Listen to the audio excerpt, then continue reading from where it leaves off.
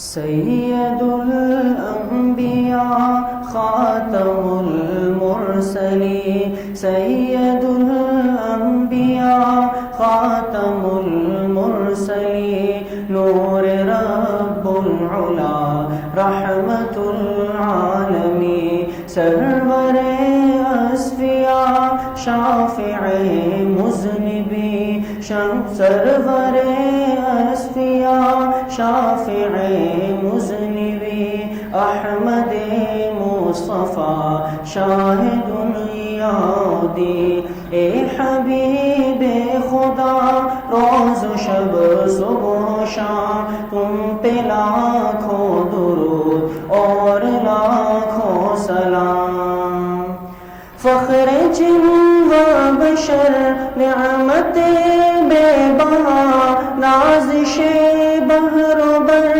صدر بزم ہدا فخر جن و بشر نعمت بے بہا نازش بحر و بر صدر بزم ہدا کیمیار نظر معجزار ادا کیمیار نظر معجزار ادا فرش سے عرش پر عشق جلوانما اے حبیب خدا روز و شب صبح و شام تم پہ لاکھوں درود اور لاکھوں سلام اول اور آخر میں مرسلی مائے ناز کل اولی آخری اول اور آخر میں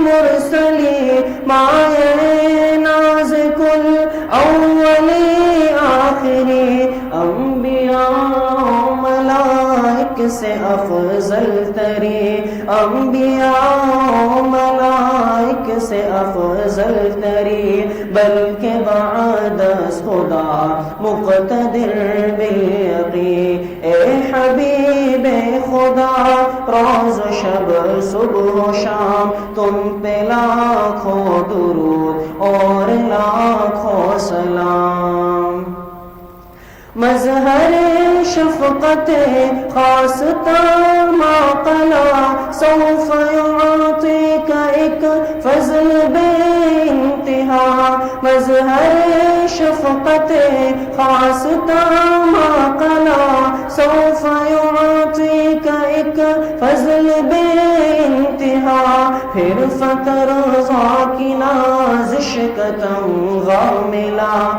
پھر فترضا کی نازش کا تمغہ ملا شان عالی پہ روح ہے ہماری فدا اے حبیب خدا روز و شب صبح و شام تم پہ لاکھوں درود اور لاکھوں سلام رفعت ذکر کا مرتبہ یہ ملا نام ساتھی ہے اللہ کے نام کا رفعت ذکر کا مرتبہ یہ ملا نام ساتھی ہے اللہ کے نام کا آپ کا حکم گویا ہے حکم خدا آپ کا حکم گویا ہے حکم خدا خود خدا آپ کی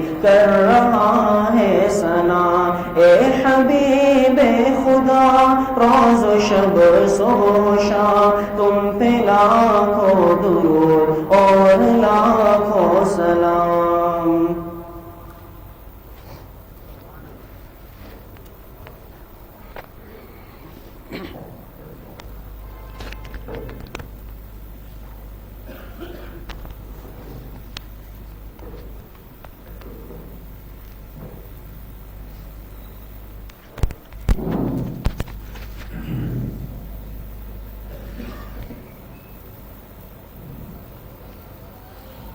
بسم الله الرحمن الرحيم الحمد لله رب العالمين والعاقبة للمتقين والصلاة والسلام على خير خلقه محمد وآله وأصحابه أجمعين. قال الله تبارك وتعالى: لقد كان لكم في رسول الله أسوة حسنة. صدق الله العظيم. محترم مکرم و معزز خواتین و حضرات، شرکائے مجلس، اسوہ حسنہ کا سلسلہ چل رہا ہے اور آج اسوہ حسنہ کے سلسلے کی چوتھی کلاس ہوگی. گزشتہ کلاسوں میں آپ حضرات کے سامنے یہ بات آئی ہے کہ حضور علیہ الصلوۃ والسلام کا پیغام وہ دین اسلام ہے. جی، اور پھر اس میں دین اسلام میں آپ حضرات کے سامنے 4 باتیں آئی تھی اختصار کے ساتھ، جس کا تذکرہ ہوا تھا ابتدائی کلاسوں میں کہ 4 باتیں ہیں دین اسلام میں. نمبر 1 ہے عقائد، نمبر 2 عبادات، نمبر 3 معاملات، اور نمبر 4 اخلاق. معاشرت کا تعلق اخلاق سے ہے. یہ بات اس وقت بھی میں نے عرض کی تھی، دوبارہ بھی عرض کر دیتا ہوں. تو یہ وہ ہے کہ دین اسلام میں کتنی باتیں ہیں؟ 4 باتیں ہیں: عقائد، عبادات، معاملات، اخلاق. کس پر بات ہو چکی ہے ابھی تک؟ عقائد پر.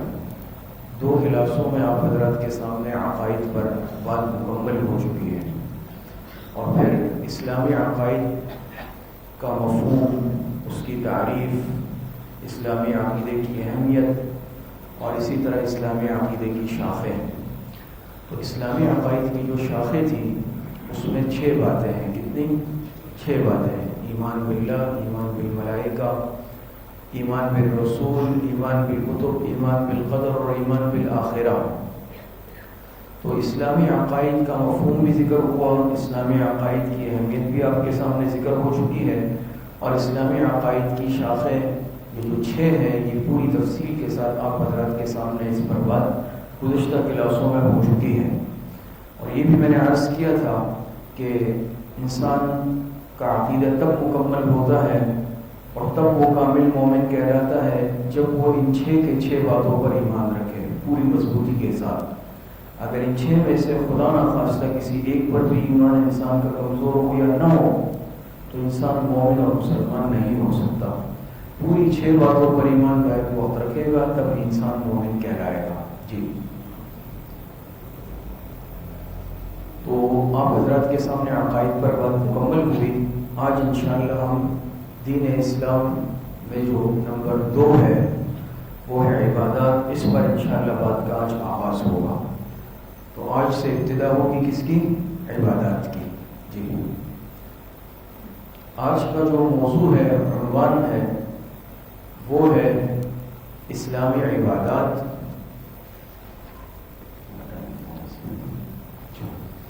تو اس میں اسلامی عبادات، پھر اس میں انشاءاللہ 3 باتیں ہیں: مفہوم، اہمیت اور شاخیں. اسلامی عبادات کا مفہوم کیا ہے، اسلامی عبادات کی اہمیت کیا ہے، اور اسلامی عبادات کی شاخیں کون کون سی ہیں. آج صرف اس پر انشاءاللہ بات کریں گے، پھر انشاءاللہ شاخیں مستقل شروع ہوگی، ہر ایک پر الگ الگ بات ہوگی. جی، دیکھیں، ایمان کے ساتھ عمل صالح یہ جڑا ہوا ہے. پہلے بھی اس پر کچھ بات اختصار کے ساتھ آپ حضرات کے سامنے ہوئی ہے کہ ایمان کا عمل صالح کے ساتھ گہرا تعلق ہے. یاد رکھیں، صرف ایمان بھی کافی نہیں ہے انسان کی نجات کے لیے جب تک کہ اس کے ساتھ عمل صالح نہ ہو. اسی طرح صرف عمل صالح بھی کافی نہیں ہے جب تک کہ انسان کا صحیح عقیدہ اور ایمان نہ ہو. گویا کہ آپ حضرات سمجھ لیں کہ ایمان اور عمل صالح یہ دونوں آپس میں لازم اور ملزوم ہیں اور آپس میں ایک ساتھ جڑے ہوئے ہیں. آگے جب انشاءاللہ ابھی عمل صالح کی اہمیت آئے گی تو اس میں تفصیل کے ساتھ آپ حضرات کے سامنے عرض کر دیں گے کہ ایمان، عمل صالح کا ایمان کے ساتھ کس قدر گہرا تعلق ہے. تو اب گویا کہ چونکہ عمل صالح ایمان کے ساتھ جڑا ہوا ہے، یہ الگ چیز نہیں ہے، اس کے ساتھ ہے، لہٰذا آج ہماری اب بات شروع ہوگی عمل صالح سے متعلق۔ عمل صالح میں بنیادی طور پر دو باتیں آپ حضرت کے سامنے ہوں گی۔ نمبر ایک، عمل صالح کا مفہوم۔ عمل صالح کسے کہتے ہیں؟ ہم قرآن میں بھی جگہ جگہ پڑھتے ہیں نا، ان الذین آمنوا وعملوا الصالحات، الذین آمنوا وعملوا الصالحات۔ تو آمنوا یعنی ایمان رکھنا، ایمان پر تو بات ہوئی، لیکن عمل صالح بھی اللہ پاک نے اس کے ساتھ جوڑ لیا ہے، ساتھ رکھا ہے۔ تو عمل صالح کہتے کسے ہیں، کیا مطلب ہے اس کا؟ اور نمبر دو، عمل صالح کی اہمیت کیا ہے؟ یہ عمل صالح کا مفہوم۔ عمل صالح کا مفہوم سمجھ لیں کہ اسلامی عقائد اور اصول کے مطابق جو عمل ہوتا ہے وہ عمل صالح کہلاتا ہے۔ یعنی جیسا کہ ہم آپ سب کا یہ عقیدہ ہے کہ نفع اور نقصان کا مالک دنیا میں اور ہر چیز کا مالک اللہ پاک کی ذات ہے، جس کو اللہ پاک چاہے فائدہ پہنچائے، جس کو اللہ پاک چاہے نقصان پہنچا دے، تمام چیزوں کا بالکلیہ اختیار کس کے پاس ہے؟ اللہ پاک کے پاس ہے۔ تو اللہ پاک ہی کی ذات یہ نفع اور نقصان کی مالک اور مختار ہے۔ اسی عقیدے کے ساتھ ہم اللہ پاک کے سامنے جھکتے ہیں، اس ترتیب کے مطابق جو رسول اللہ صلی اللہ علیہ وسلم نے ہمیں بتایا ہے، اس کو عمل صالح کہتے ہیں۔ یعنی ہمارا عقیدہ کیا ہے کہ ہر چیز، ہر نفع نقصان کے مالک کون ہے؟ اللہ پاک کی ذات ہے، عبادت اسی کے لائق ہے، سب کچھ اللہ پاک کے ہاتھ میں ہے۔ اور ہم جو عبادت کرتے ہیں، پیشانی ٹیکتے ہیں اللہ پاک کے سامنے، تو ہمارا یہی عقیدہ ہوتا ہے نا، اور ہم اسی ترتیب کے مطابق پھر عبادت عمل کرتے ہیں جو طریقہ ہمیں جناب نبی کریم صلی اللہ علیہ وسلم نے بتایا ہے۔ اس عقیدے کے ساتھ انسان جو عمل کرتا ہے یہ عمل صالح کہلاتا ہے۔ گویا کہ انسان صحیح عقیدے کے ساتھ اور عمل کرے گا جو قرآن اور حدیث سے ثابت ہو، یہ عمل صالح کہلائے گا، ورنہ نہیں کہلائے گا۔ اگر عمل کیا لیکن عقیدہ ٹھیک نہیں ہے، اگر مثال کے طور پر کوئی نماز پڑھ رہا ہے لیکن نماز پر ایمان نہیں رکھ رہا، اس کی نماز ہوگی؟ اس کی نماز نہیں ہو سکتی۔ کیوں؟ عقیدہ نہیں ہے۔ اگر کسی کا عقیدہ ٹھیک ہے لیکن وہ نماز اس طرح نہیں پڑھ رہا جو قرآن و حدیث سے ثابت ہے، یا بغیر وضو کے پڑھ رہا ہے، اس کی نماز ہوگی؟ یا اس طرف رخ کرنے کے بجائے اس طرف رخ کر رہا ہے، اس کی نماز ہوگی؟ نہیں ہوگی۔ کیوں؟ یہ جناب نبی کریم صلی اللہ علیہ وسلم کے بتائے ہوئے طریقے کے مطابق نہیں پڑھ رہا۔ کوئی حج کے یہ بھی جائے کہ چلے میں بھی جا کے مناسک حج ادا کر رہا ہوں، اس وقت مثال کے طور پہ اس کا حج ادا ہوگا، رتی برابر ثواب نہیں ملے گا، حج ادا نہیں ہوگا۔ کوئی کہے میں بھی فرض روزے رکھتا ہوں، نفل روزہ تو انسان رکھ سکتا ہے، لیکن فرضیت ادا ہوگی کب؟ رمضان المبارک میں۔ حج ادا ہوگا ذی الحج کے مہینے کے مخصوص ایام میں۔ تو دیکھیں، عقیدہ بھی ٹھیک ہو اور عمل بھی اس ترتیب کے مطابق ہو جو حضور علیہ السلام نے ہمیں بتایا ہے، تب جا کر ہمارا یہ عمل کیا کہلائے گا؟ یہ عمل صالح کہلائے گا۔ بات آپ حضرات کی سمجھ میں آئی؟ تو گویا کہ عقیدہ بھی ضروری ہے اور اس کے ساتھ ساتھ عمل کی ترتیب بھی ضروری ہے۔ اگر آپ کا عقیدہ صحیح ہے لیکن عمل کی ترتیب غلط ہے، عمل کی ترتیب ٹھیک نہیں ہے، یہ عمل صالح نہیں کہلائے گا۔ اگر اپنی مرضی سے انسان عمل کر رہا ہے اور حضور علیہ السلام نے وہ طریقہ نہیں بتایا، آپ علیہ السلام نے وہ عمل نہیں فرمایا، میں اپنی مرضی کر رہا ہوں، منمانی کر رہا ہوں، عمل کروں گا، یہ عمل صالح نہیں ہوگا، اس کا کوئی اجر و ثواب نہیں ملے گا۔ تو اس سے وہ یہ بات آپ حضرات کے سامنے واضح ہو گئی کہ عمل صالح وہی کہلائے گا جو اسلامی عقائد اور اصول کے مطابق ہو۔ بات سمجھ میں آ رہی ہے؟ عقیدہ بھی ٹھیک ہو اور طریقہ بھی ٹھیک ہو۔ جب عقیدہ بھی ٹھیک ہوگا اور عمل کا طریقہ بھی ٹھیک ہوگا، قرآن اور سنت والا ہوگا، تب جا کے یہ عمل کیا کہلائے گا؟ عمل صالح کہلائے گا۔ جی، عمل صالح کی اہمیت۔ دوسری بات میں نے عرض کیا تھا کہ اس میں دو باتیں ہیں۔ عمل صالح کا مفہوم، وہ بات آپ حضرت کے سامنے آ گئی۔ نمبر دو، عمل صالح کی اہمیت۔ عمل صالح کی کیا اہمیت ہے؟ یہ اتنا اہم ہے، کیوں اہم ہے، اس کی کیا اہمیت ہے؟ تو کامیابی کے دو اصول ہیں، دنیا کے اعتبار سے بھی آخرت کے اعتبار سے بھی۔ کتنے اصول ہیں؟ دو اصول ہیں۔ بات سمجھ میں آ رہی ہے؟ وہی انسان کامیاب ہو سکتا ہے دنیا و آخرت میں جو ان دو اصولوں کو اپنائے گا۔ پہلا اصول ہے ایمان، دوسرا اصول ہے عمل صالح۔ پہلا اصول کیا ہے؟ ایمان۔ دوسرا اصول کیا ہے؟ عمل صالح. دو اصولوں میں سے ایک بھی نہیں ہوا انسان کبھی کامیاب نہیں ہو سکتا. یہ بات یاد رکھیں. تو کامیابی کے لیے دونوں پر عمل کرنا ضروری ہے کہ انسان کا عقیدہ بھی ٹھیک ہو، انسان مومن ہو، ایمان رکھتا ہو، اور اس کے ساتھ ساتھ انسان نیک اعمال بھی کرتا ہو. دونوں پر جب انسان عمل کرے گا تب جا کر انسان کو کامیابی حاصل ہوگی اور تب جا کر انسان کامیاب ہوگا. اب ایمان اور عمل صالح یہ دونوں ضروری ہیں. اگر کسی کا صرف ایمان ہے، بس نفس ایمان ہے، اور اس کی زندگی میں عمل صالح رتی برابر نہیں ہے، یہ انسان کامیاب نہیں ہو سکتا. اگر کوئی عمل صالح بہت کر رہا ہے لیکن خدا نخواستہ ایمان سے محروم ہے، اس کو بھی کوئی فائدہ نہیں ہے. تو یاد رکھیں کہ انسان کامیاب تب ہوگا کہ جب انسان کے دل میں ایمان بھی ہو اور ساتھ ساتھ کیا بھی ہو، عمل صالح بھی ہو. جی پیچھے کر لیں. تو اب اس کو سمجھ لیں کہ ایمان اور عمل صالح، میں نے عرض کیا کہ اس کی تفصیل آئے گی. حضور علیہ الصلوۃ والسلام جس مبارک تعلیمات کو ہمارے پاس لے کر آئے، اس تعلیمات کا بنیادی مسئلہ یہی ہے کہ انسان کی نجات دو چیزوں پر موقوف ہے. نمبر ایک ایمان پر اور نمبر دو عمل صالح پر. تو گویا کہ اسلام میں انسان کی انسانیت کی نجات جس چیز میں بتائی ہے، فلاح اور کامیابی جس چیز میں بتائی ہے، وہ ہے ایمان اور عمل صالح. اور آپ سمجھ لیں کہ یہ دونوں لازم و ملزوم ہیں، ایک دوسرے کے ساتھ جڑے ہوئے ہیں، الگ نہیں ہیں. فرق اتنا ہے جیسے کہ آپ سمجھ لیں آسانی کے لیے، ایمان کی مثال بنیاد کی ہے. جیسے انسان ایک عمارت بناتا ہے تو ہر سمجھدار انسان سمجھتا ہے کہ عمارت کبھی ایسے نہیں ہوتی کہ ڈائریکٹ آپ نے اینٹیں کھڑی کر کے دیواریں بنانا شروع کی. ایسا ہو سکتا ہے؟ گہرائی تک جائیں گے، بنیادیں ڈالیں گے، اس بنیادوں کو اٹھائیں گے، اس بنیادیں جب مضبوط ہو جائیں گی پھر آپ کیا کھڑی کریں گے؟ دیواریں.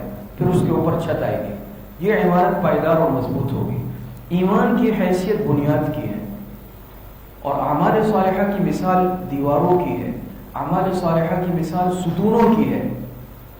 بنیاد کے بغیر عمارت ہو سکتی ہے؟ کبھی نہیں ہو سکتی. وہ دھڑام سے نیچے گر جائے گی. اگر آپ نے بنیاد بھی ڈال دی لیکن آپ نے عمارت کے لیے پھر ستون نہیں ڈالے اور 2-3 منزلہ عمارت ڈال دی، وہ پائیدار ہوگی؟ کبھی نہیں ہوگی. تو یاد رکھیے جیسے عمارت کے لیے بنیاد اہم ہے، ستون بھی اہم ہے. اب یہ یہاں مسجد میں ہم بیٹھے ہیں، اس کی بنیادیں ہیں نیچے اور یہ ستون کھڑے ہوئے تو یہ چھت کھڑی ہوئی ہے. ستون نہیں ہوں گے یہ چھت نہیں کھڑی ہو سکتی. تو اگر کوئی چاہے میری ایمان کی عمارت کھڑی ہو لیکن اعمال صالحہ سے خالی ہو، اس کی مثال ایسے جیسے بغیر ستونوں کی عمارت بنانا چاہتا ہے، یہ عمارت کمزور ہے.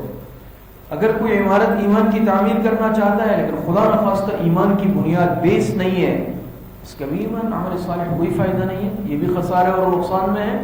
تو مثال سے آپ حضرات کے سمجھ میں آ گیا ہوگا جیسے ایک عمارت کی تعمیر میں بنیاد اور ستونوں کا آپس میں لازم اور ملزوم معاملہ ہوتا ہے، اسی طرح انسان کی جو زندگی ہے اور انسان کا جو عقیدہ ہے اس میں کیا ہے؟ ایمان بھی ہونا ضروری ہے اور اس کے ساتھ ساتھ عمل صالح کا ہونا بھی ضروری ہے. تب جا کے انسان کی ایمان کی عمارت تعمیر ہوگی اور مضبوط ہوگی، ورنہ بصورت دیگر نہیں ہو سکتی. دوسری بات، قرآن کریم میں جگہ جگہ چند مثالیں میں آپ حضرات کے سامنے پیش کرتا ہوں، ورنہ اس کے علاوہ بھی متعدد جگہوں پر اللہ پاک نے ایمان کے ساتھ عمل صالح کو جوڑا ہے اور ساتھ رکھا ہے. ایک جگہ اللہ پاک فرماتے ہیں وَالْعَصْرِ إِنَّ الْإِنسَانَ لَفِي خُسْرٍ إِلَّا الَّذِينَ آمَنُوا وَعَمِلُوا الصَّالِحَاتِ.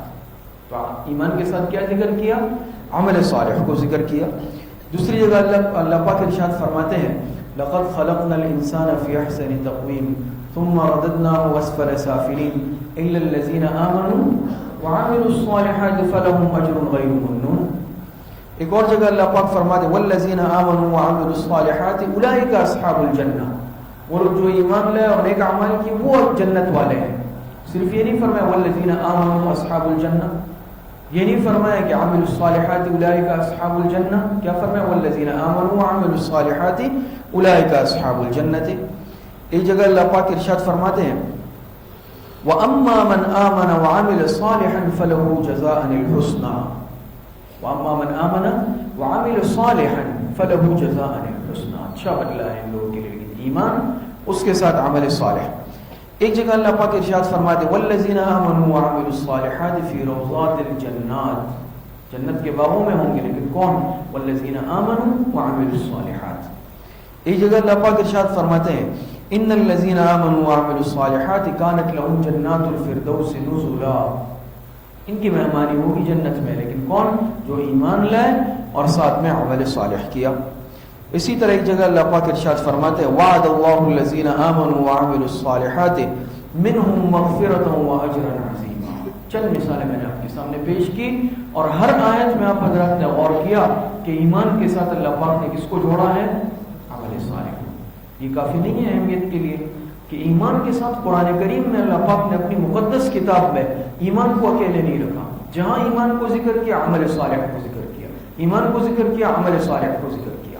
معلوم ہوا کہ ایمان اور عمل صالح کا گہرا رشتہ ہے، اس کا آپس میں گہرا تعلق ہے، اور یہ آپس میں گویا کہ لازم اور ملزوم ہے. لیکن آج یہ کمزوری بہرحال بالکل ایک بدیہی حقیقت ہے، ظاہری حقیقت ہے کہ ایمان کو تو ہمارے معاشرے میں اہمیت حاصل ہے، لیکن عمل صالح کو وہ اہمیت حاصل نہیں ہے اس طرح کی. یہ بات سمجھ لیں کہ لازم و ملزوم ہے، لیکن درجے کے اعتبار سے ایمان یہ مقدم ہے عمل صالح پر. درجے کے اعتبار سے ایمان کو عمل صالح پر تقدم حاصل ہے، فوقیت حاصل ہے، لیکن ہے دونوں ضروری. لیکن آج ہم اپنی زندگی کو دیکھ لیں کہ ایمان کو ٹھیک ہے ہم اہمیت دیتے ہیں اور ضروری ہے، لیکن عمل صالح کو ہم وہ اہمیت نہیں دے رہے. ہم اس کو ایک ثانوی چیز سمجھ رہے ہیں، حالانکہ ایسے نہیں ہے. جس طرح ایک مومن کے لیے عقیدے کا ٹھیک ہونا ضروری ہے اور ایمان کا مضبوط ہونا ضروری ہے، بعینی ہی اسی طرح اس کے لیے عمل صالح بھی ضروری ہے. قرآن کریم میں اللہ پاک نے کیوں ذکر کیا ایمان کے ساتھ عمل صالح کو؟ یہی اہمیت ظاہر کرنے کے لیے کافی ہے جو چند آیتیں میں نے آپ حضرات کے سامنے تلاوت کی. تو یاد رکھیں اعمال صالحہ، عمل صالح معمولی چیز نہیں ہے، نہ اس کو ہم جو ہے بے اہمیت سمجھے. اس کو وہی حیثیت دے جو ہم ایمان کو دے رہے ہیں. جس طرح ہمارے لیے ایمان ضروری ہے، اسی طرح ہمارے لیے عمل صالح بھی ضروری ہے. ایک مثال سمجھ لیں، آسانی سے سمجھ میں آئے گی کہ اس دنیا میں اللہ پاک نے ہر چیز کو ہمارے مادی علل اور اسباب کے تابع فرما دیا ہے، اور دنیا کی جو فوز اور کامیابی ہے یہ بھی صرف ذہنی عقیدے اور ایمان سے حاصل نہیں ہو سکتی جب تک کہ اس پر عمل نہ ہو. اس عقیدے پر جب تک کہ اس عقیدے پر عمل نہ ہو. مثال دے رہا ہوں، جیسے اگر کوئی یہ سوچے، اور ٹھیک بات ہے کہ اگر مجھے بھوک لگی ہے اور سخت بھوک، میری اس بھوک کا علاج روٹی ہے. بھوک کا علاج کیا ہے؟ روٹی ہے نا. بات ٹھیک ہے غلط ہے؟ یہ میں عقیدہ رکھ رہا ہوں، یہ میرے ایمان ہے کہ بھوک کا علاج روٹی ہے. لیکن صرف اس سوچ سے میری بھوک مٹ جائے گی؟ کبھی نہیں مٹے گی. سوچ میری ٹھیک ہے، لیکن میں صرف یہ سوچتا رہا ہوں بھوک کا علاج روٹی ہے، بھوک کا علاج روٹی ہے، رہوں گا بھوکا. اس کے لیے اسباب اختیار، اس کے لیے عمل کرنا پڑے گا اپنی اس سوچ پر، اپنے اس عقیدے پر، اپنی اس نیت پر. کیا؟ میں جدوجہد کروں گا، میں محنت کروں گا، میں روٹی کو حاصل کروں گا. حاصل کرنے کے بعد بھی پھر مجھے میری بھوک نہیں مٹے گی، پھر میں اس کو کیا کروں گا؟ اپنے منہ تک لے جاؤں گا، چباؤں گا، معدے میں اتاروں گا، بھوک مٹ جائے گی. تو میں نے جو سوچا، جو عقیدہ رکھا کہ بھئی بھوک کا علاج کیا ہے؟ روٹی ہے، صرف اس سے کام نہیں بنا. لیکن جب میں نے اس سوچ پر عمل کیا، آگے بڑھا، جدوجہد کی، محنت کی، اور محنت کر کے میں نے روٹی حاصل کی، محنت کر کے پھر میں نے اس کو کھایا، اور کھانے کے بعد اپنے معدے تک پہنچایا، تو کیا ہو گیا؟ وہ سوچ ٹھیک ہو گئی اور میرا معاملہ آسان ہو گیا، حل ہو گیا. تو انسان عقیدہ تو رکھے، لیکن اس عقیدے پر عمل کوئی نہیں. میں نماز مانتا ہوں، اللہ پاک نے دن میں 5 مرتبہ فرض کی ہے، لیکن میں پڑھ نہیں رہا ہوں ایک وقت کی بھی. میں کامیاب ہو سکتا ہوں؟ نہیں ہو سکتا ہوں. روزے اللہ پاک نے فرض کیے، قرآن میں ہے، حدیث میں ہے، لیکن میں فرض روزے نہیں رکھ رہا ہوں، میں چھوڑ رہا ہوں، عمل صالح نہیں کر رہا ہوں. تو یاد رکھیں میں کامیاب نہیں ہو سکتا.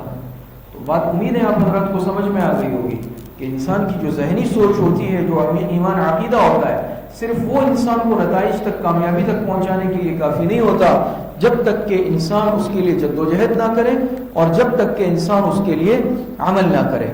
جب انسان اس پر عمل کرے گا، اس کے بعد جا کے پھر کیا حاصل ہوگی؟ کامیابی حاصل ہوگی. جی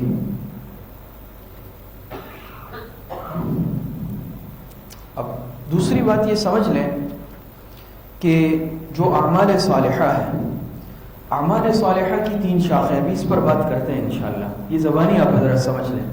اعمال صالحہ کی گویا کہ 3 قسمیں یا 3 شاخیں ہیں.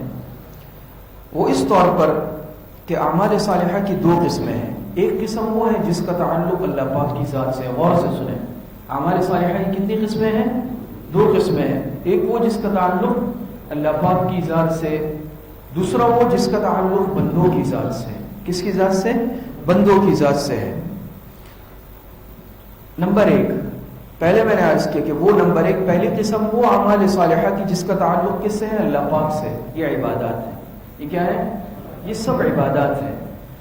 نمبر 2 جس کا تعلق بندوں سے ہے, پھر اس کی 2 قسمیں ہیں. کتنی قسمیں ہیں؟ 2 قسمیں ہیں. نمبر 1 جس کا تعلق انسانی فرض سے ہے, اس کی حیثیت انسانی فرض کی ہے کہ جو چیزیں انسان پر فرض ہے یہ اخلاق ہے. کیا ہے؟ اخلاقیات. اور نمبر 2 جس کی قانونی حیثیت ہے, جو چیز انسان پر لاگو ہے قانونی حیثیت سے, ذمہ داری ہے, اس کی ذمہ داری ہے, شرعی ذمہ داری ہے. یہ کیا ہے؟ یہ معاملات ہے. کیا ہے؟ معاملات. آگے اس پر بات آئے گی, سمجھ جائیں گے. یہ میں نے ایک اجمالاً آپ حضرات کے سامنے ایک چیز, چونکہ ابھی ہم شروع کریں گے کیا؟ عبادات شروع ہو رہے ہیں, تو میں نے ایک نقشہ بتایا کہ اعمال صالحہ کی 3 قسمیں ہیں. چونکہ عقائد تو ہو گئے, عقائد پر بات ہو گئی, اب رہ گئی کتنی چیزیں؟ 3. عبادات, یعنی کہ ذہن کو حاضر رکھیے گا. عقائد ہو گئے, عبادات, معاملات, اخلاق. آپ اس طرح تقسیم سمجھ لیں کہ اس کا اعمال صالحہ سے تعلق ہے. ابھی جو اتنے وقت ہم نے بات کی 15-20 منٹ, یہ کس پر کی؟ عمل صالح. تو اس طرح کے عمل صالح کی 2 قسمیں ہیں. ایک وہ جس کا تعلق اللہ پاک سے ہے, یہ عبادات ہے. ایک وہ جس کا تعلق بندوں سے ہے, پھر اس کی 2 قسمیں ہیں. بندوں سے جس کا تعلق ہے, پھر اس میں ایک کی حیثیت انسانی فرض کی ہے, جو انسان مجھ پر فرض ہے, یہ اخلاقیات ہے. اور ایک وہ جس کی قانونی حیثیت ہے, یہ کیا ہے؟ یہ معاملات ہے. سمجھ گئے؟ تو اب گویا کہ ان 3 چیزوں میں سے ہم بات شروع کریں گے عبادات پر. کس پر بات شروع کریں گے؟ عبادات. معاملات اور اخلاق یہ پھر انشاءاللہ بعد میں جا کے آئیں گے. تو اب شروع ہوئی بات کس پر؟ عبادات. کس پر؟ عبادات. اب 2 باتیں ہیں عبادات میں. اسلامی عبادات کی خوبیاں نمبر 1, نمبر 2 غیر اسلامی عبادات کی خامیاں. خامیاں یعنی کمزوریاں. جی, اسلامی عبادات کی خوبیاں, اس میں 4 باتیں ہیں. یہ بھی غور سے سمجھ لیں, بہت اہم ہے. اسلامی عبادات کی کتنی خوبیاں ہیں؟ 4 خوبیاں ہیں. نمبر 1 اللہ ہی کی عبادت. نمبر 2 طاقت اور وسعت کا خیال. نمبر 3 بیرونی اشیاء کی ضرورت اس میں نہیں. نمبر 4 ترک تعلق کی ضرورت نہیں. ہر ایک کو سمجھ لیں. نمبر 1 پہلی چیز اس میں کیا ہے؟ اللہ ہی کی عبادت. اللہ ہی کی عبادت. ہم نے یہ نہیں کہا اللہ کی عبادت, اس کے ساتھ کیا لائے ہیں؟ حضرت مولانا سید عطا اللہ شاہ بخاری رحمۃ اللہ علیہ سے کسی نے پوچھا کہ مسلمان اور کافر میں کیا فرق ہے, مسلمان اور مشرک میں کیا فرق ہے؟ ایک جملہ فرمایا مسلمان اور مشرک میں ہی اور بھی کا فرق ہے. مسلمان اور مشرک میں صرف ایک لفظ کا فرق ہے, ہی اور بھی کا. کس طرح؟ مسلمان کہتے ہیں اللہ ہی عبادت کے لائق ہے, مشرک کہتا ہے اللہ بھی عبادت کے لائق ہے. مشرک اللہ کو مانتا ہے, یہ تصور نہیں ہے, یہ سوچ غلط ہے اگر کوئی یہ کہتا ہے کہ مشرک اللہ پاک کو نہیں مانتے. مشرک مانتے ہیں, جو نہیں مانتے وہ داہریہ کہلاتے ہیں. لیکن مشرک اللہ پاک کے علاوہ اور بھی بہت ساروں کو معبود مانتے ہیں. تو اللہ کے علاوہ اگر کوئی معمولی کسی اور کو بھی معبود مان لے تو یہ مشرک ہو جاتا ہے. تو یہ ہی اور بھی کا فرق. ایک مسلمان کی سوچ کیا ہے کہ عبادت کی لائق صرف اللہ ہی کی ذات ہے. اللہ کے علاوہ چاہے پیغمبر ہو, چاہے صحابی ہو, چاہے اولیاء ہو, چاہے نیک لوگ ہو, کوئی بھی انسان ہے, کوئی بھی ہے, وہ عبادت کے لائق نہیں ہو سکتا. معبود صرف اور صرف کون ہے؟ اللہ پاک کی ذات ہے. قل هو اللہ احد اللہ الصمد لم یلد ولم یولد ولم یکن له کفوا احد. اسی جگہ اللہ پاک فرماتے یا ایھا الناس اعبدوا ربکم. تو عبادت کے لائق کون ہے؟ اللہ ہی کی ذات. تو ہم کہیں گے اللہ ہی عبادت کے لائق ہے, یعنی اللہ ہی عبادت کے لائق ہے, جبکہ مشرک کا یہ تصور نہیں ہوتا. آگے انشاءاللہ اس پر بھی بات آئے گی. نمبر 2 طاقت اور وسعت کا خیال. طاقت اور وسعت کا خیال ہے. کیا مطلب ہے طاقت اور وسعت کا خیال؟ ہمارے یہ دین اسلام اتنا پیارا اور خوبصورت دین ہے کہ اس نے ہر چیز میں انسان کی طاقت اور وسعت کو دیکھا ہے. قرآن میں اللہ پاک فرماتے ہیں لا یکلف اللہ نفسا الا وسعها. ایسا ہی ہے نا, نماز فرض ہے نا انسان پر, لیکن شرائط ہے. نابالغ پر فرض ہے، نابالغ پر فرض نہیں ہے. کس پر فرض ہے؟ جو عاقل بالغ ہو. مجنون دیوانے پر فرض نہیں ہے، پاگل پر فرض نہیں ہے، نابالغ پر فرض نہیں ہے. عاقل بالغ مسلمان پر نماز کیا ہے؟ فرض ہے. ٹھیک ہے نا؟ 5 وقت کی نماز فرض ہے، اور نماز کا اپنا ایک طریقہ ہے. بات سمجھ میں آ رہی ہے؟ لیکن اگر کوئی کھڑے ہونے پہ قادر نہیں ہے، کسی کا پیر ٹوٹ گیا خدا نہ خواستہ، اتنا کمزور ضعیف اور بوڑھا ہو گیا کہ 2 آدمیوں کے ساتھ وہ کھڑا ہی نہیں ہو سکتا، شریعت نے کہا ہے کہ پھر بھی کھڑا ہونا ہے، پھر بھی کہا ہے کھڑے ہونا ہے. ایسا نہیں ہے نا بھائی؟ صاحب کہہ رہے ہیں کہ ہاں ایسا نہیں ہے. جو نہیں کھڑے ہو سکتا شریعت نے کہا بیٹھ کے پڑھ لو. رکوع پہ قادر نہیں ہے یا بالکل نماز پہ بیٹھ کر بھی قادر نہیں ہے، ایسا مریض ہے، ابھی چلو بھائی اشاروں سے پڑھ لو. ہے ایسا یا نہیں؟ شریعت نے اجازت نہیں دی. وضو کر کے نماز پڑھنا ضروری، لیکن کہیں آپ ایسے سفر میں، ایسے علاقے میں جہاں پانی آپ کو نہیں مل رہا، پھر بھی شریعت نے مجبور کیا ہے ڈھونڈنا ہے پانی. باہر صورت نہیں، تیمم کر لو. فَإِن لَّمْ تَجِدُوا مَاءً فَتَيَمَّمُوا صَعِيدًا طَيِّبًا. ہے ایسا یا نہیں ہے؟ حج فرض ہے لیکن سب پہ فرض نہیں کیا. وَلِلَّهِ عَلَى النَّاسِ حِجُّ الْبَيْتِ مَنِ اسْتَطَاعَ إِلَيْهِ سَبِيلًا. اب ایک آدمی غریب ہے بیچارہ، 2 وقت کی روٹی مشکل سے جو ہے اپنے لیے رزق حلال کا انتظام کر رہا ہے، اس پہ شریعت نے فرض کیا حج؟ نہیں کیا. اگر نہیں کرے گا گناہ بھی نہیں ہے. اگر شریعت کہتے نہیں ہر ایک نے کرنا ہے، کس میں طاقت ہے؟ جہاد ہر ایک پر فرض نہیں ہے. بات سمجھ میں آ رہی ہے؟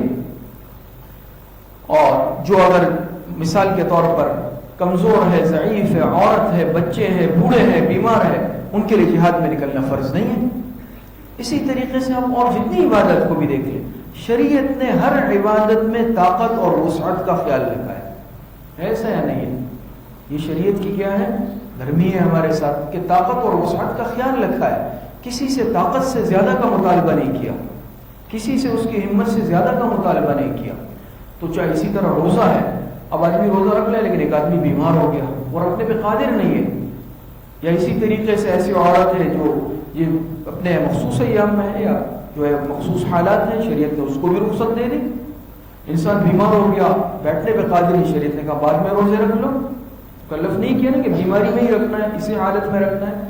تو یہ سمجھ گئے آپ حضرات، طاقت اور وسعت کا خیال رکھا ہے. یہ خوبی ہے یا نہیں ہے اسلامی عبادات کی؟ دیکھیں کتنی بڑی خوبی. نمبر 3، بیرونی اشیاء کی ضرورت نہیں ہے. نمبر 3 کیا ہے؟ بیرونی اشیاء یا خارجی رسومات کا نہ ہونا، ضروری نہ ہونا. بیرونی اشیاء یا خارجی رسومات کا ضروری نہ ہونا، یہ اچھی طرح آپ حضرات سمجھ لیں. باقی ادیان میں بعض ایسی چیزیں ہیں بیرونی اشیاء جو عبادت کے لیے ضروری ہوتی ہے. خارجی اشیاء، خارجی رسوم، مثال کے طور پہ جیسے پارسی ہو گئے، کیتھولک ہو گئے، رومن ہو گئے، ہندو ہو گئے، مجوس ہو گئے، مختلف عقائد ہیں. آگ کی پوجا کرتے ہو تب تک عبادت نہیں ہوگی جب تک آگ آگے جلائی نہیں ہوگی. آگ جلے گی تو ان کی عبادت ہوگی. سورج کے پجاری ہے، سورج سامنے آئے گا تو عبادت ہوگی ورنہ نہیں ہوگی. بتوں کی عبادت کر رہے ہیں، بت کی تصویر یا بت سامنے ہوگا تو عبادت ہوگی ورنہ نہیں ہوگی. ایسا ہے یا نہیں ہے؟ مختلف مذاہب ہیں، اپنے اپنے طریقے ہیں، ہمیں اس سے غرض نہیں ہے، لیکن باقی مذاہب کے اندر خارجی اشیاء ضروری ہے. بت سامنے ہوگا، آگ سامنے ہوگی، موم بتی آگے جلے گی.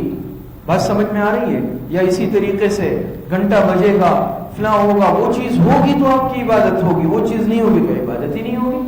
اسلام میں ایسا ہے نہیں. نماز کا وقت آ گیا، نماز پڑھ لو، خارجی چیز کی ضرورت نہیں ہے. بات سمجھ میں آ رہی ہے؟ بیرونی اشیاء کی ضرورت نہیں ہے، نہ موم بتی جلانے کی، نہ بت کے ہونے کی، نہ مختلف اشیاء کی، ان کی ضرورت نہیں ہے. اسی طریقے سے باقی مذاہب میں درمیانی آدمی کی بھی ضرورت ہوتی ہے.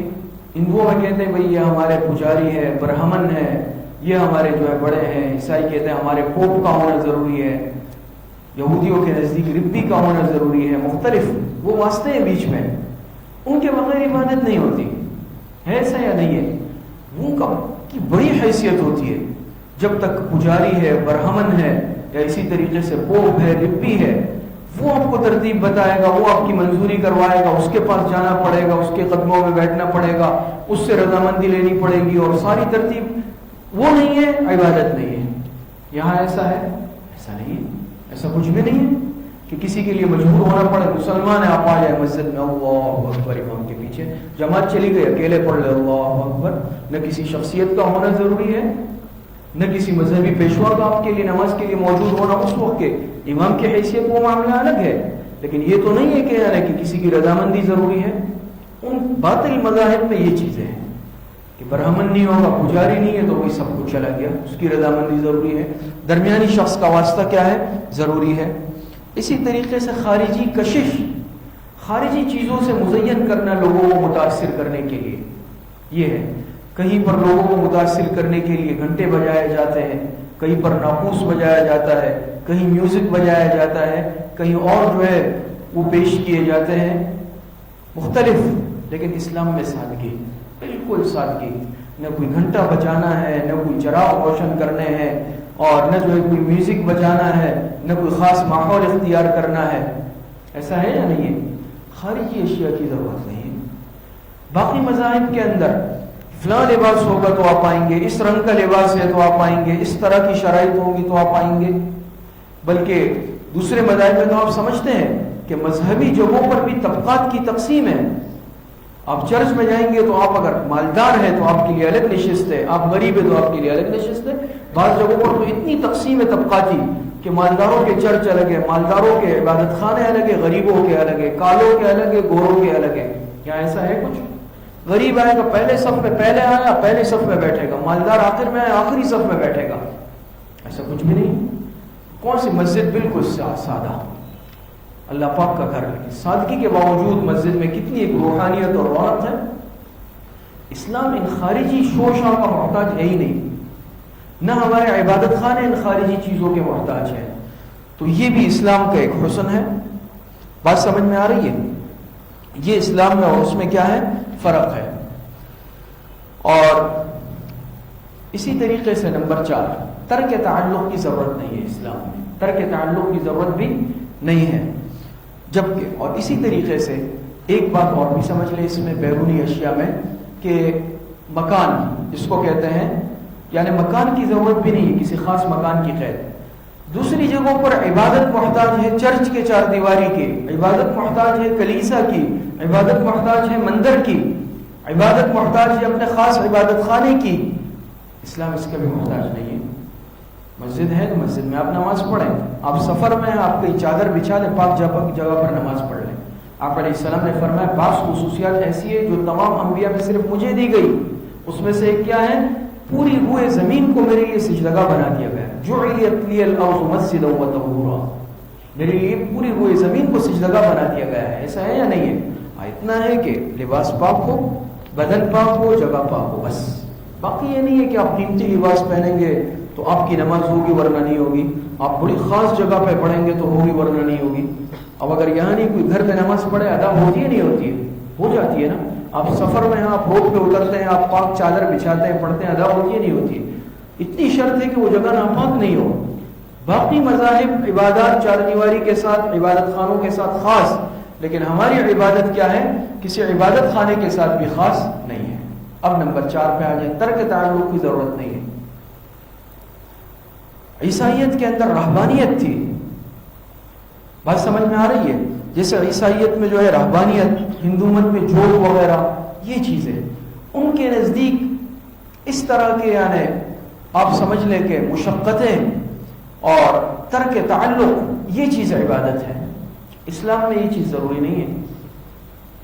بعض فرقے کہتے ہیں کہ بھئی ہم لوگ شادی ہی نہیں کریں گے. جیسے آپ کو معلوم ہے جیسے بعض ہندوؤں میں بھی بعض فرقے ایسے ہیں جو پوری زندگی شادی نہیں کرتے، تجرد کی زندگی گزارتے ہیں. ان کے نزدیک یہ عبادت ہے. کوئی کہتے ہیں میں ایک پیر پہ کھڑے ہونا ہے، کوئی کہتے ہیں میں دھوپ چھاؤں میں نہیں آؤں گا، دھوپ میں کھڑا رہوں گا، اور کوئی جو ہے یوگا وغیرہ کرنا، مختلف مشقتیں برداشت کرنا. اس طرح ہے یا نہیں ہے؟ گھنٹوں گھنٹوں تنہائی میں بیٹھ جانا، مخلوق سے کٹ جانا. کوئی یہ کہ میں شادی نہیں کروں گا، کوئی کہتا ہے میں لوگوں سے ربط نہیں رکھوں گا، کوئی اس طرح فقیرانہ لباس پہن کر بالکل جنگلوں میں چلا جاتا ہے. اسلام ان چیزوں سے پاک ہے. حضور علیہ السلام نے نبوت ملنے سے پہلے عبادت کی تنہائی میں، لیکن جب آپ علیہ السلام کو نبوت ملی آپ مخلوق کے درمیان آ گئے. آپ نے پوری زندگی مخلوق کے درمیان بسر کی. آپ نے نکاح بھی فرمائے، آپ نے لوگوں کے ساتھ معاشرت بھی کی، آپ نے تجارت بھی کی، آپ نے کاروبار بھی کیا، آپ نے بکریاں بھی چرائی، آپ نے صحابہ کے ساتھ مشورے بھی کیے، سارے معاملات جیسے ہم اور آپ کرتے ہیں، آپ علیہ السلام کی ایک عمل میں ہمارے لیے سنت موجود ہے نا، تو آپ علیہ السلام نے تنہائی کا، ترک تعلق کا سبق ہی نہیں دیا ہمیں کہ بھئی سب کچھ چھوڑ چھاڑ کر بیٹھ جاؤ۔ روایتوں میں آتا ہے، اس میں تفصیلات بہت ہے، وقت نہیں ہے، کہ ایک صحابی گزر رہے تھے، بڑی خوبصورت ایک گھاٹی نظر آئی جہاں نہر بہ رہی تھی، پانی کا چشمہ تھا، میوے تھے، الگ تھلگ، خوش ہوئے اور ارادہ کیا کہ میں سب کچھ چھوڑ کر، مدینہ چھوڑ کر یہاں کی عبادت کروں گا، لیکن پہلے آپ علیہ السلام سے پوچھ لوں، آیا عرض کہ میں نے اس طرح جگہ دیکھی ہے، وہاں ساری سہولیات ہے، آپ اجازت دیں تو میں سب کچھ چھوڑ دوں، وہاں عبادت میں لگ جاؤں؟ آپ نے فرمایا نہیں، ایسا نہیں کرنا۔ اسی طرح بہت روایتیں ہیں، وقت نہیں ہے۔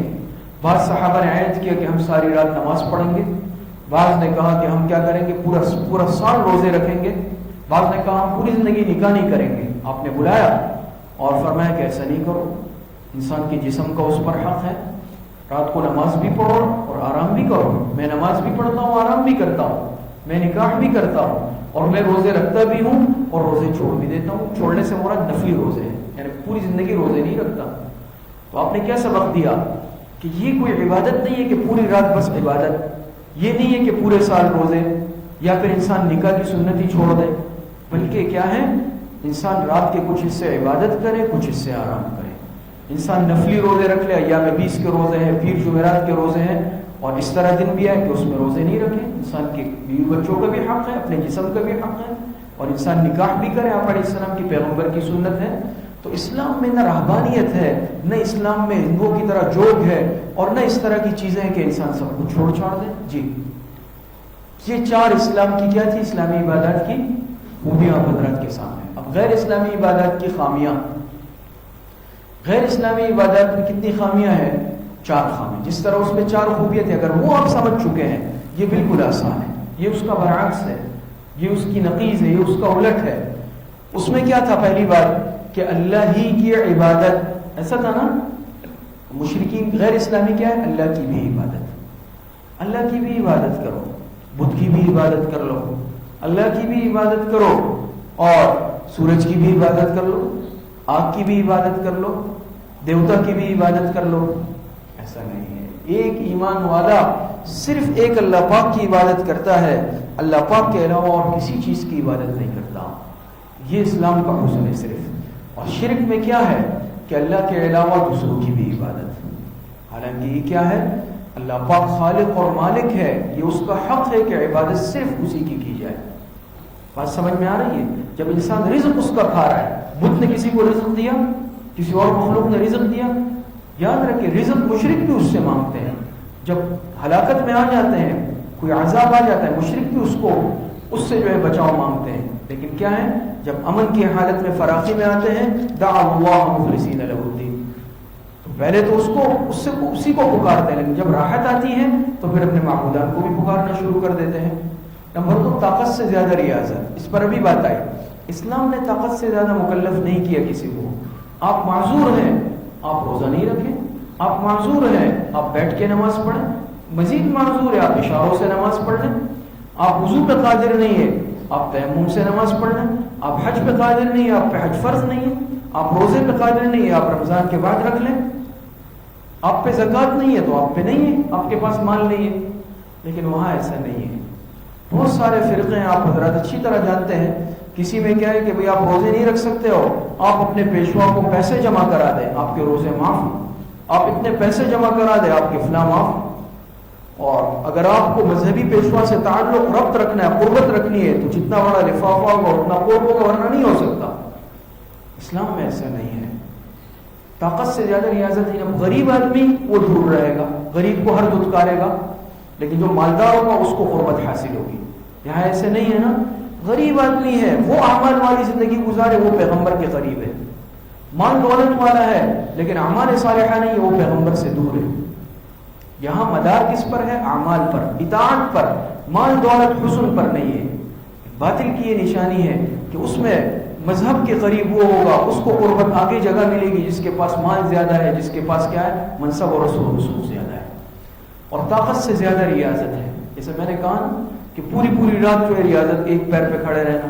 روایت میں آتا ہے کہ آپ علیہ الصلوۃ والسلام خطبہ ارشاد فرما رہے تھے، ایک شخص کھڑا ہوا تھا دھوپ میں، آپ نے فرمایا یہ کون ہے؟ کہا گیا یہ ابو اسرائیل ہے، اس نے منت مانی ہے، قسم کھائی ہے کہ میں دھوپ میں کھڑا رہوں گا، کبھی چھاؤں میں نہیں آؤں گا، بیٹھوں گا نہیں۔ آپ علیہ السلام نے بلایا اور فرمایا کہ اس کو کہو کہ بیٹھ جائے، اس کو کہو کہ چھاؤں میں آ جائے۔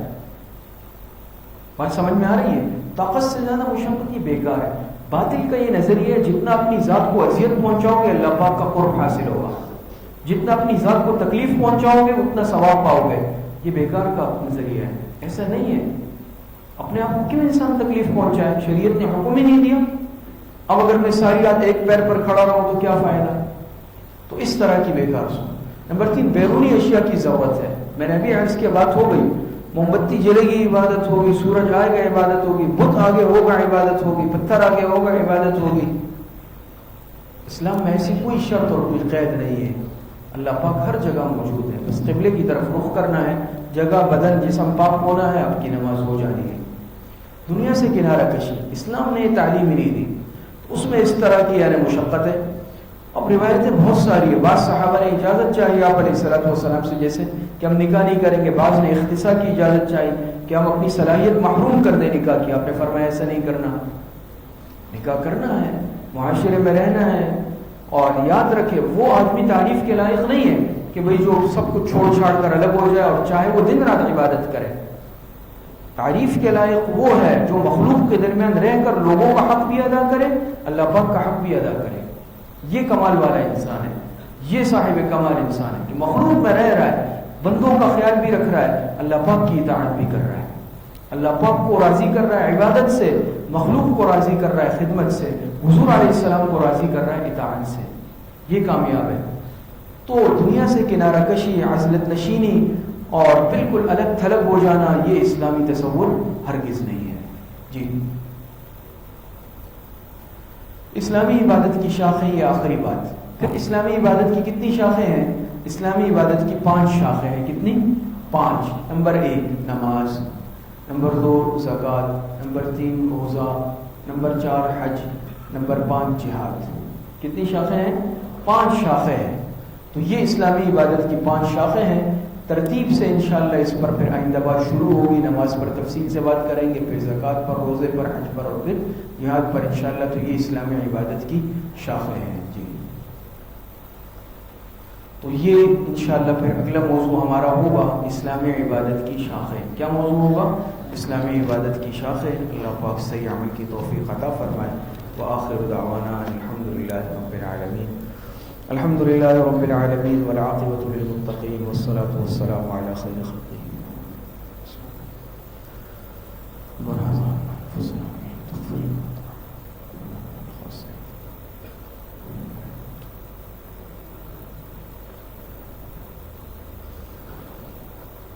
سبحان ربک رب العزة عما یصفون وسلام علی المرسلین والحمد للہ رب العالمین۔